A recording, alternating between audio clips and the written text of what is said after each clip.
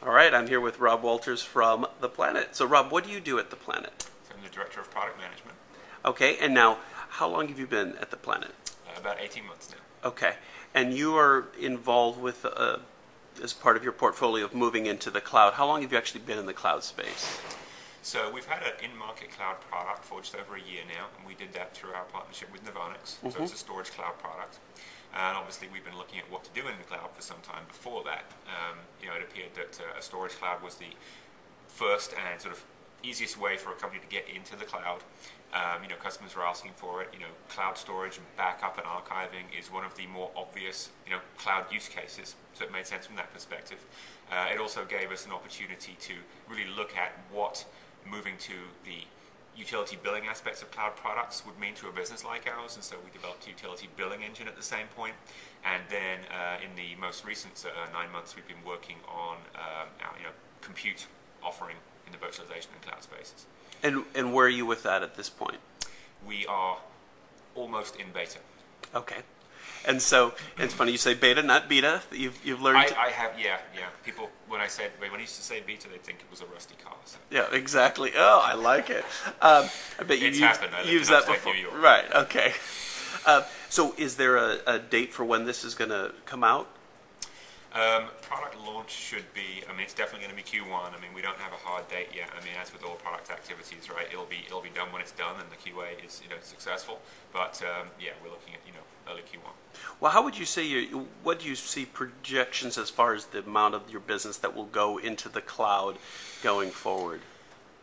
It's hard to say. One of the things we've been doing a lot of in the last few months is working with customers and trying to get gauge their understanding and their level of interest in cloud-based products. And what we've really noticed is that the value prop of a virtual machine is clearly understood now. If you just think about where virtualization is, from a technology adoption lifecycle sort of perspective, so that doesn't seem to have any challenge associated with it from a customer adoption perspective.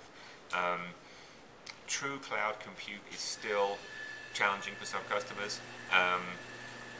So what we think will happen is that the attributes of the virtualization, the virtual machine-based product is what will actually draw people into cloud compute. And so we will stress that in our earlier launching products, and then sort of layer on more of the cloud attributes. Utility billing will be something that will be optional.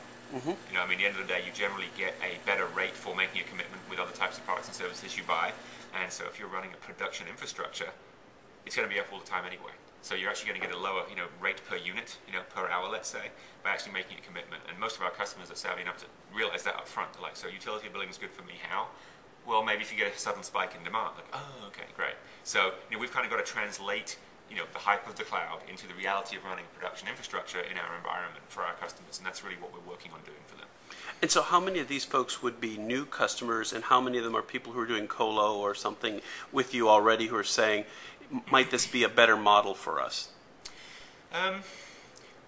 Most of the customers we've worked with, they have been existing customers. Okay, so from the dedicated hosting side of our business, that's where most of the interest has been. A lot of the reason for that is that we are looking at providing dedicated resources in a virtual machine. So hosting companies have always struggled with the areas of shared resources. Customers are rightly so wary up until this point about being on a shared infrastructure. Technology's got to the point now where you can guarantee dedicated CPU, RAM, network bandwidth, and storage. And so that's one of the reasons why the virtualization message is really starting to resonate with these guys, because they get all of the benefits, fast provisioning, much higher availability, yet none of the trade-off of some of the previous shared infrastructures. So there's a big play in the install base, and we think migrations from outside, customers who are on previous generations of shared systems. So we're hoping that the pie will grow, as it were. And what are the key things that when customers do have the concern around security, since they've been in a dedicated single-tenant environment, do you start talking about this virtualization? You talk SAS 70. What are the things you say to put their minds at ease? Well, it's been interesting.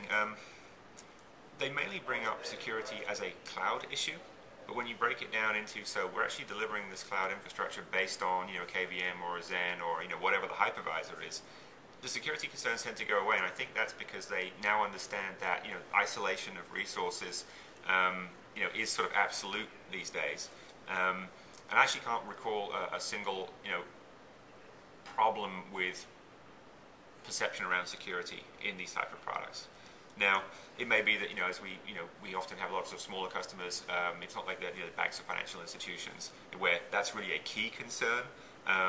But so far, I think that the maturity of virtualization technology has already taught them that it's a safe environment to be in. And then, so as you talked about customers there, what would you say the split is in the cloud interest from sort of your Web 2.0 type of companies as opposed to more traditional enterprises? Those guys very much interested. Because they've always got the the hope of hypergrowth. Big, those kind of unexpected but large spikes in demand, and so the promise of a elastic infrastructure that they only pay for once a year. I would say a Web 2.0 type of company is a very highly likely to adopt this type of product. Are there any enterprise customers that you're talking to? We have actually targeted our first release primarily at smaller dedicated hosting end users and resellers. And so I would say that our enterprise focused release will be our second release. And so this is a more complex infrastructure sort of oriented offering. So, load balancer, firewall, separate storage devices, hybrid hosting, physical and virtual and cloud all in one. So, that's the way we structured the roadmap. So those guys we're just about to start engaging with. Well, Rob Walters, thank you so much, and I look forward to seeing how it all unfolds. Thank you.